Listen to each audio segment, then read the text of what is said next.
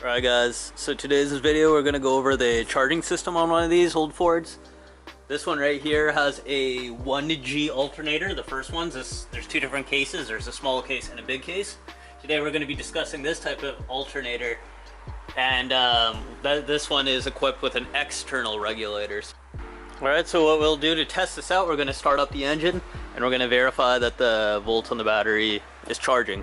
So a regular battery like this brand new one shows 12.6, 6 cells, 2.1 volts each, so 12.6 is what a regular good charge battery should have.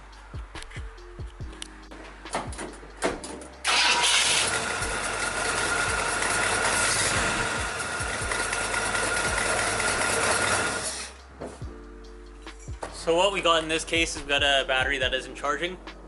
There's a couple different ways we go by diagnosing this here. Again, people will tell you, hey, check fuses, check that. Let's try to, instead of guessing, let's go and try to diagnose this. So we got an external voltage regulator. They usually look like one of these guys here, usually mounted somewhere on the firewall. And then we also have the alternator, which does the charging there as well. So what we want to do is isolate whether it's a voltage regulator causing this problem or is it the alternator itself. So let's jump to the alternator and start there, and then start our diagnosis there.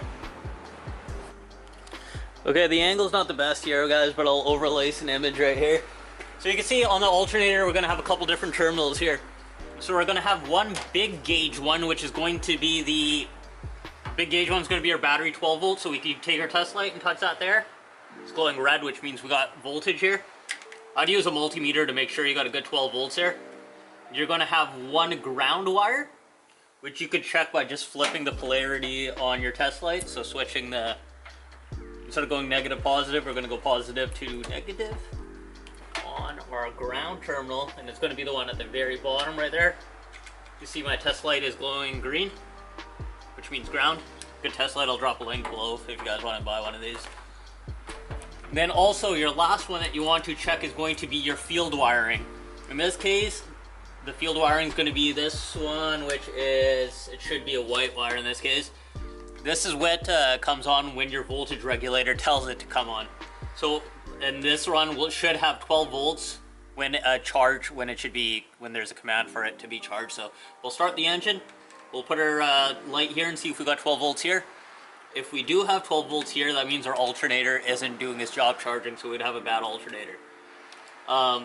If we don't have 12 volts here, we should look towards our voltage regulator and go from there.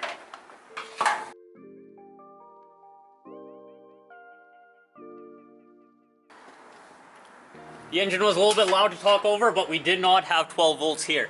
So that means we should jump to our voltage regulator. In this case, it's going to be mounted, I said firewall, it's going to be mounted on our radiator support up here.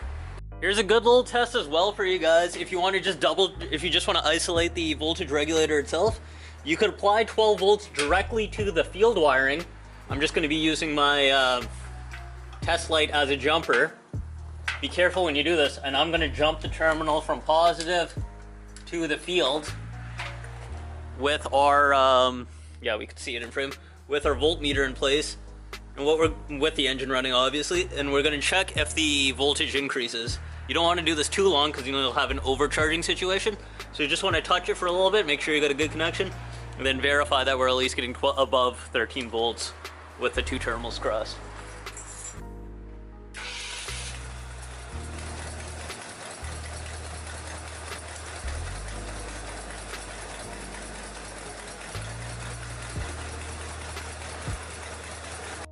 Okay, so here's a quick diagram of how the voltage regulator is wired.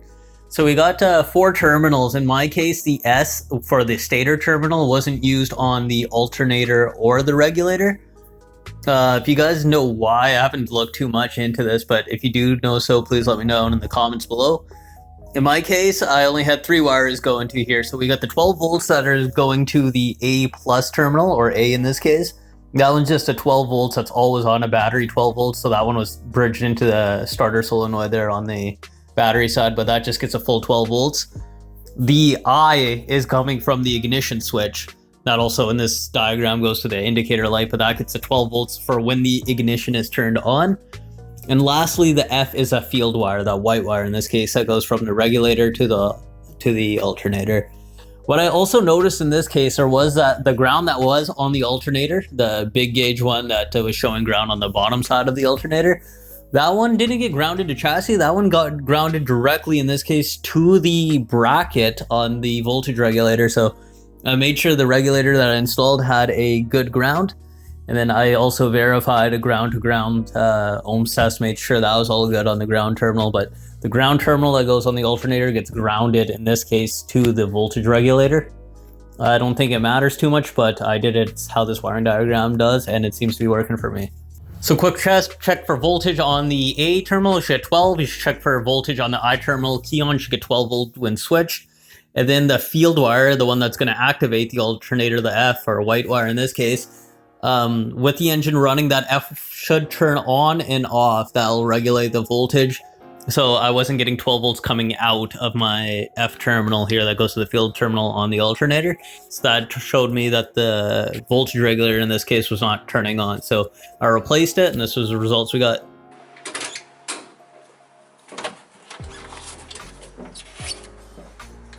So with the new voltage regulator in, you guys ever sat on a bucket in a project car and drop a like? We're gonna see if the voltage starts charging.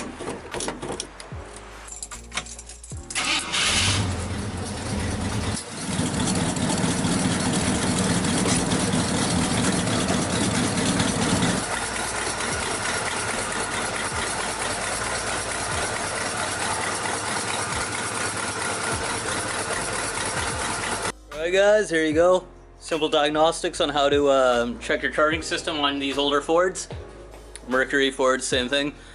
In this case, it's super important to double check your voltage after you install your new part. I had one part that, this is my second voltage regulator. The first one I got was actually overcharging well over to 16, 17 volts. So I took that back to the parts store as defective. This new one's good, so double, triple check, make sure that's all good there for you. If you found this video informative, please give it a like. Comment down below if this helped you. If you want to add anything else onto what I've said, feel free to comment that as well. Subscribe to this channel if you like the content. And yeah, thanks for watching, guys. Bye.